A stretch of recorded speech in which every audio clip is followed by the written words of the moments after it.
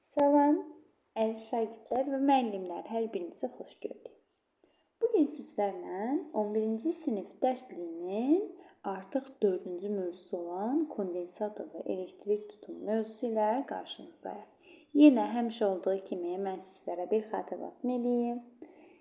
Əgər indi videom qarşınıza çıxıbsa, deməli çox şanslısınız. Bundan əvvəl 3 videonu qaçırdığınıza görə biraz şanslısınız, amma təəssüflənməyə dəyməz. Kanalımı keçid edərək bundan əvvəl olan 3 mövzu izahı ilə də qarşılaşa bilərsiniz. Yəni oradan da yeni məlumatlar əldə edə bilərsiniz. Elə isə mən sizlər üçün mövzu izahı edirəm ki, sizlər üçün faydalı olsun və sizlərdən bir istəyim kanalımı böyütmək və ən əsası daha çox insan üçün əlçatan edərək faydalı olması üçün kanalımızı bəyənib abunə olmağı unutmayın və ən əsası sizlər üçün qaranlıq qalan nələr olarsa, aydın olmayan hansı hissələr olarsa mütləq şəkildə şərh bölməsində qeyd edərsiniz və mən də sevə-sevə hər birini mütləq şəkildə cavablandıracağam. Başlayaq kondensator və elektrik tutumu. 8-ci sinif dərsliyində kondensatorla tanış olan zaman qeyd edirik ki, kondensator iki paralel naqildən ibarətdir və kondensatorun əsas vəzifəsi elektrik yükünü və elektrik sahəsinin enerjisini toplamaqdır. Kondensari sözündən götürülüb mənası sıxlaşma deməkdir. Biz 2 dənə paralel lövhələr olan müstəvi kondensatordan istifadə edirik. Əslində müxtəlif kondensator növləri var. Sadəcə olaraq ən sadəsi 2 dənə paralel şəkildə yerləşən naqildən və aralarında da dielektrik qatı olan paralel metal lövhələrdən ibarətdir. Və kondensatorun şərti işarəsi bu formada ifadə olunur. Kondensatorda bilirik ki, 2 cür olur. Bu, sabit tutumlu kondensatordur. Dəyişən tutumlu kondensatorun üzərinə isə belə ox formasında qeyd olunur. Və burada kondensatorun köynəkləri var. Belə ki, köynəklərinin bir tərəfi müsbət, bir tərəfi isə mənfi işarəli yüklə yüklənmiş olacaqdır. Bizə soruşsa ki, kondensatorun yükü mütləq şəkildə modulun, yəni müsbət qiymətini götürmüş oluruq. Davam edirəm elektrofor maşını ilə. Elektrofor maşını da böyük miqdarda müxtəlif işarəli elektrik yüklərini ayırmaq, toplamaq və həmçinin ötürmək üçün istifadə olunan bir qurğudur. Elə isə gəlin dərsliyimizin motivasiya verən hissəsinə sizlərlə bir yerdə diqqətlə baxaq. Deyir ki, məşhur Sırp alimi Nikola Tesla belə bir ideya irəli sürdü ki, yer-atmosfer sistemi nəhəng kondensatordur, yəni elektrik yükü toplama qabiliyyətinə malikdir. O çox böyük miqdar ucuz elektrik enerjisinin mənbəyidir. Tesla'nın ideyasına görə yerin ionosferinə göndərilən zəif tezlikli elektromaqnit şüalanması ionosferin güclü zərrəciklərinin məxsusi tezliyi ilə üst-üstə düşərək orada rezonans hadisəsi yaratmış olacaqdır. Və nəticədə yer kürəsini əhatə edən çox güclü elektromaqnit şüalanması yaranacaq. Bu zaman yer səthinin ixtiyari nöqtəsinə uzun metal çubuq batırmaq kifayət edəcək ki, səmadan fasiləsiz olaraq pulsuz elektrik enerjisi qəbul olunsun. Əsas problem ionosferin həyəcanlandıran impuls qülləsinin, yəni rezonator tüyməyidir. ABŞ milyarderi Morgan Long Island şəhərində belə bir qüllənin tikintisi üçün Tesla'nı maliyyələşdirmək, yəni ödəniş edərək həmin binanın tikməyinə kömək etmək üçün müəyyən miqdarda vəsait ayrıldı. Lakin o qüllənin tamamlanmasına az qalmış, yer kürəsinə baş verə biləcək ekoloji fəlakətin qarşısını almaq məqsədi ilə həmin bu layihəni dayandırdı və layihəni ləğv etdi. Bura qədər mənimlə bərabər dinlədiniz. İndi şərh bölməsində qeyd edərsiniz görək. Səbəb nədir? Nəyə görə hansı fəlakətləri yarada bilərdi? Və mən də əsas hissəni sizlər üçün orada qeyd edəcəm. Davam edirəm. 2 müstəvi paralel lövhələrdən ibarət olan kondensatordan. Kondensator əsas ifadə edən kəmiyyət tutumdur. Tutum deyirik ki, S hərfi ilə işarə olunur. S bərabərdir Q bölünsün O-ya. Və biz buradan tutumun vahidini alsaq 1 farad və ya 1 kulon bölünsün volt şəklində qeyd edə bilərik. Tutum özü nə Q-dən, nə də ki U-dan asılı deyil və hesablamalar zamanı bizlərin qarşısına çıxa bilər 1 nanofarad, daha sonra 1 pikofarad, 1 mikrofarad, daha sonra 1 millifarad. Bunlar farad özü daha böyük bir müvahiddir. Ona görə onun daha kiçik kəmiyyətlərindən istifadə olunur. Məsələn, 1 nanofarad 10 üstü -9, 1 pikofarad isə 10 üstü -12 farad şəklində ifadə edə bilərik. Qeyd etdik ki, tutum özü nə Q-dən, nə də ki U-dan asılı deyil. Tutumun özünün asılı olduğu kəmiyyətlər C bərabərdir, epsilon, epsilon 0, S bölünsün D şəklində qeyd edə bilərik. Bu zaman C burada S-lə düz mütənasib asılıdır. Yəni, sahə nə qədər böyük olarsa, o qədər çox elektrik yükü toplaya bilər. Aralarındakı məsafəni artırdıqda isə nə baş vermiş olacaqdır? Elektrik tutumunun qiyməti azalmış olacaqdır.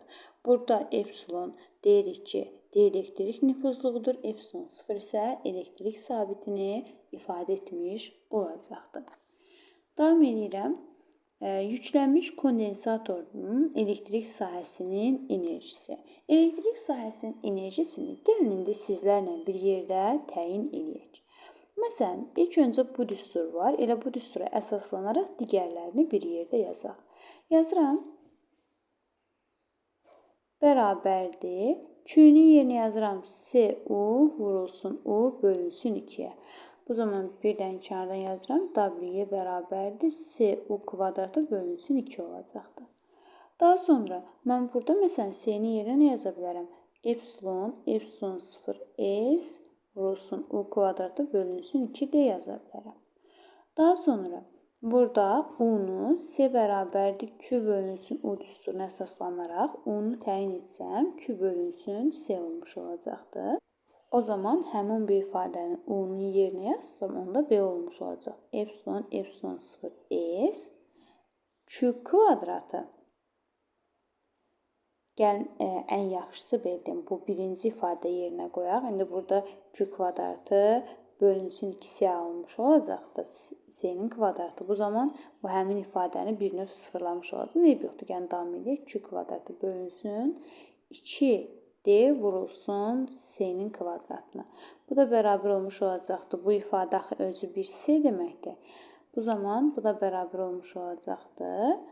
Q kvadratı bölünsün 2C şəklində qeyd edə bilərik.